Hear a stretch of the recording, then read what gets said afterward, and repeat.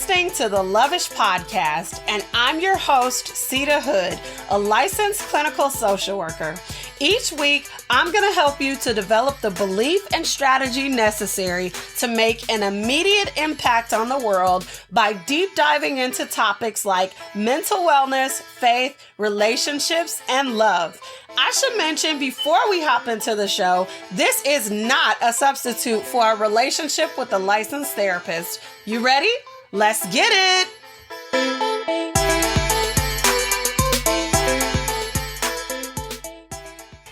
Hey, welcome back for another episode of the Lovish Podcast. I am your host, Dr. Sita Hood, and it is a pleasure to be meeting with you on this podcast for another week on this gorgeous fall Tuesday morning.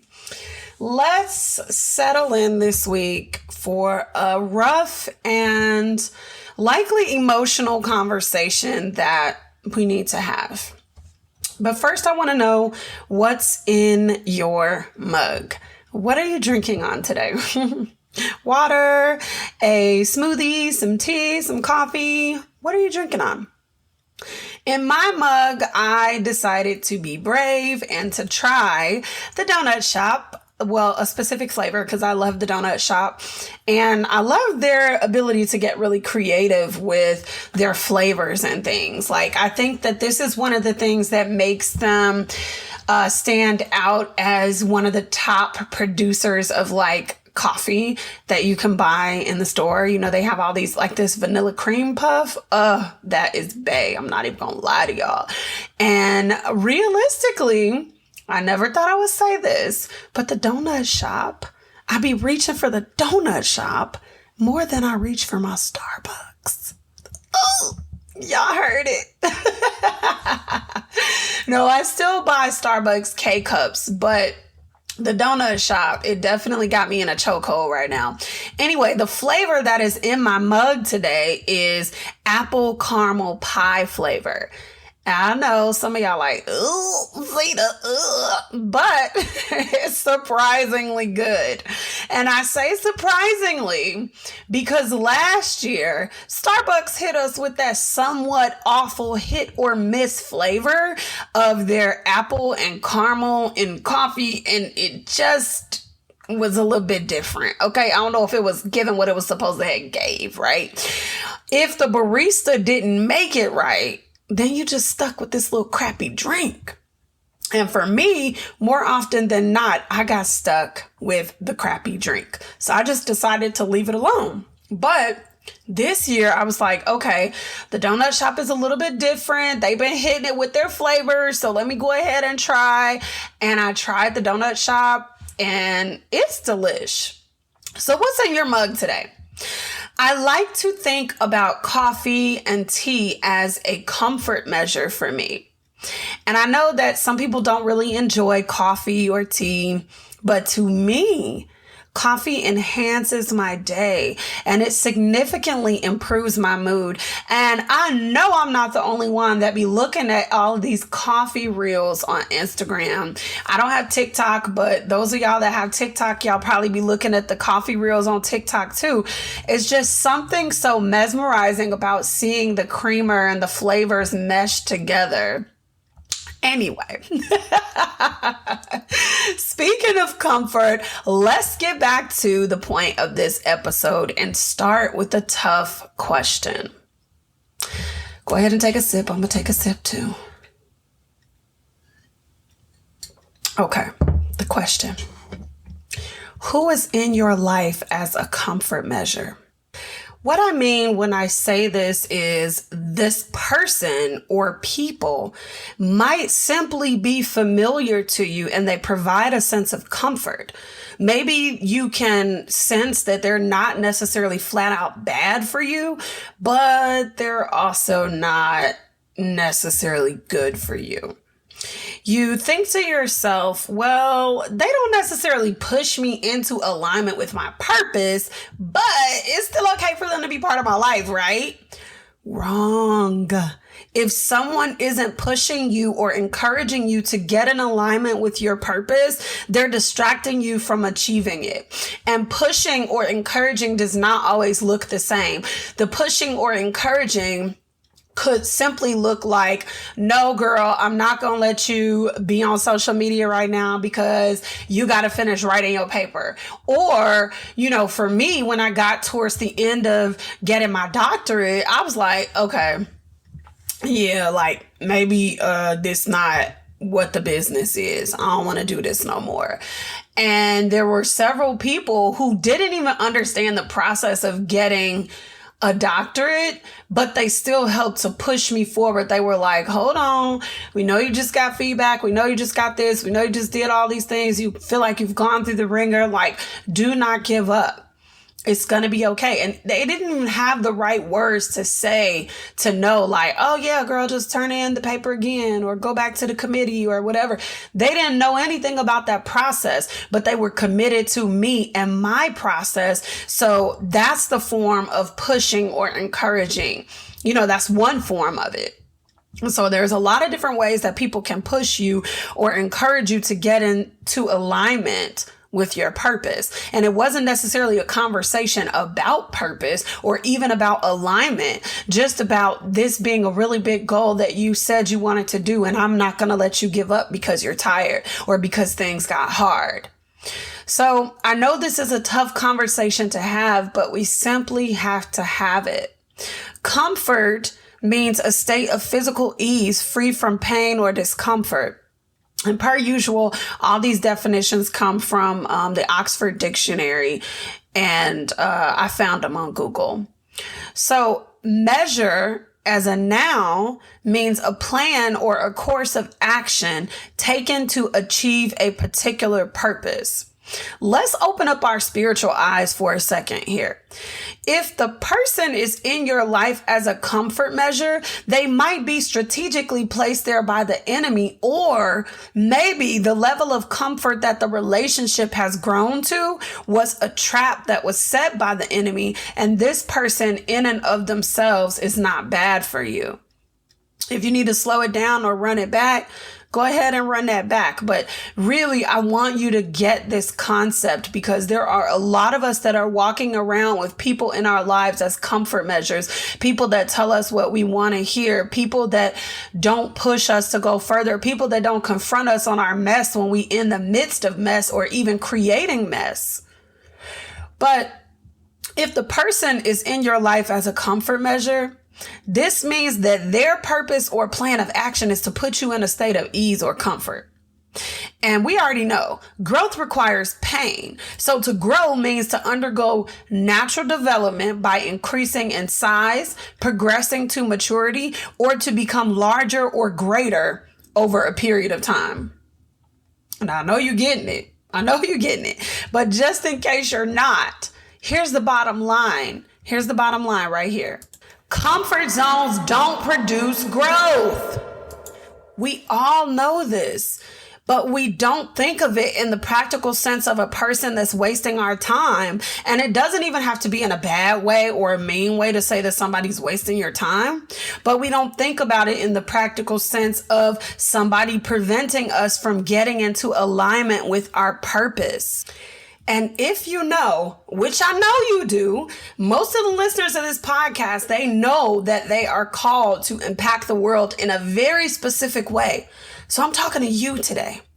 If you know that you specifically, not the people around you, not your friend circle, not your mama, not nobody else, if you know that you are called to a greater purpose, if you know that you've been out of alignment, why are you shrinking back? Fear is natural, but you cannot give in to fear. You can't, or you're going to stay stuck there. Now, up until this point in the episode, you might be playing games internally, just dancing around the issue that somebody in your life is there for a comfort measure. And you're thinking, possibly even, I don't have nobody in my life like that. So I'm going to break down what this looks like practically for you after a word from our sponsor for this episode.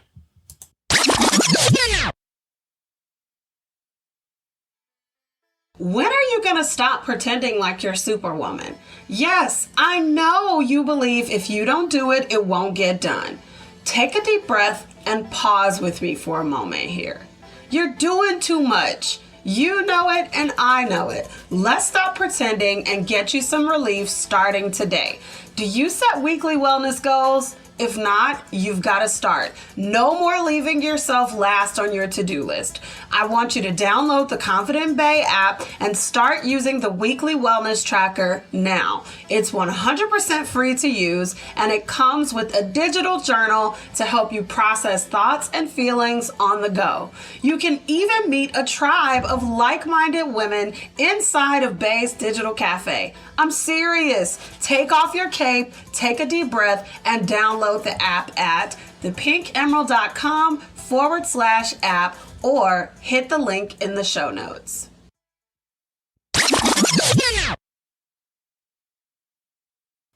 All right, welcome back. So a person who is in your life as a comfort measure might look like your roommates who, you started college together or you started the master's program together.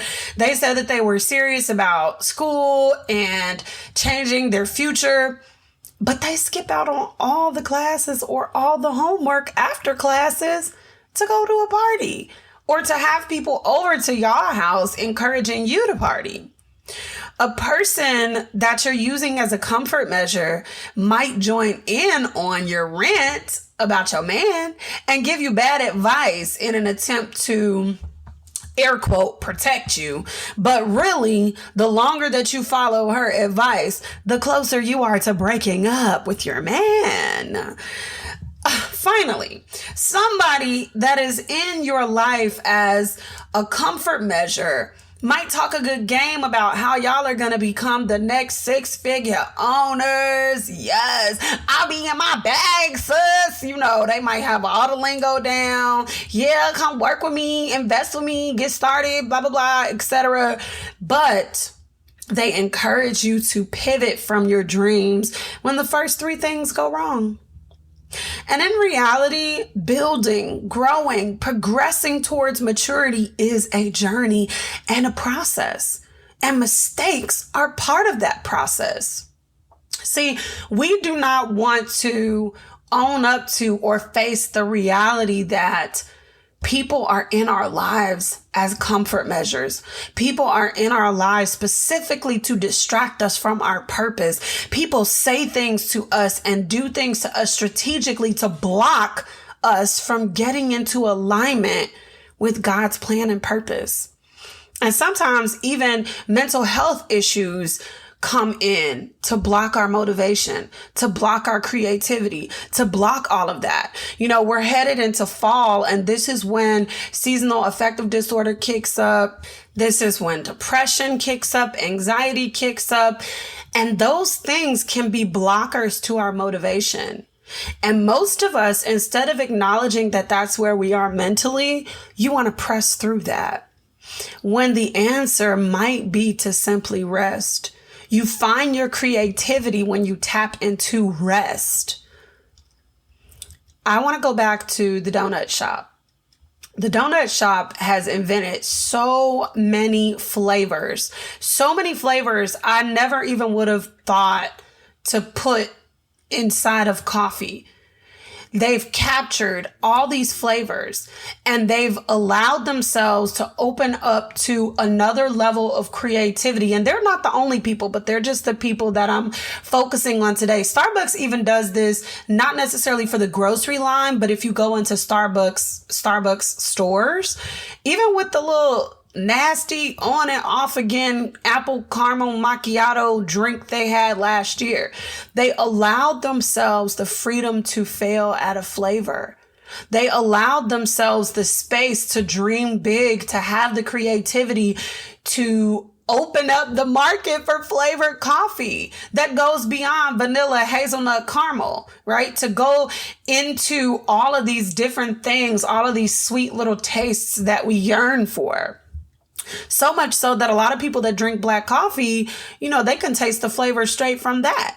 And I never thought I would be a person to enjoy black coffee, but the one black coffee that I can drink is the one from Starbucks. I picked up probably 2 years ago, the black vanilla coffee from Starbucks. And that was one where I really tasted that vanilla flavor strongly. So what's the point here? The point here is if you have comfort measures in place all the time, you prevent yourself from growing, from blossoming, from making mistakes, from having permission to make mistakes, from growing, from being who you're supposed to be, from being in alignment with your purpose. So many people talk about purpose. Your purpose is already inside of you. You only have to unlock it. And you can't unlock it if you spend most of your time paralyzed by fear and being comforted by things that you're not supposed to be comforted by, or even people. You see how there can be all different types of people in your life for comfort? You see how you can get easily thrown off by grabbing your comfort measure or calling your comfort measure as often as I grab my coffee mug? If it's something that you're used to and something that soothes you, you're gonna need something else to replace that behavior, and a genuine friend who's gonna encourage you not to give up just because you've run into a little bit of trouble, just because you're feeling tired. Rest, but don't quit. I wouldn't be me if I didn't have journal prompts for you to write about after you're done listening to this episode. If you need to, you can pause the episode and go grab a pen and write this down. Otherwise, you can check the show notes for this episode and the journal prompts will be there as well. But I want you to set a timer for 15 to 30 minutes and just write what comes to mind. If that feels too long, set the timer for 2 to 5 minutes and watch how you might need more time to write. I usually tell my clients like, yeah, I'm going to set the timer for you for 3 minutes. And they be like, oh, that's too long. But then when a timer go off, they be like, hold on, I was just getting started. I'm like, yes, because when you allow yourself to be singularly focused on processing your thoughts through the form of journaling, you get lost in there because there's a lot that comes up usually, especially if you're not a person that journals on a regular basis. So you ready? Here are your prompts. Who is in your life as a comfort measure? Have they always been a comfort measure, or did the relationship morph into this over time? What need are they meeting for you by functioning as a comfort measure? What is it in you that needs to heal, grow, or change that this comfort measure has been covering up? And then a bonus question. What's one thing you can do, one thing you can start today that's an anti-comfort measure?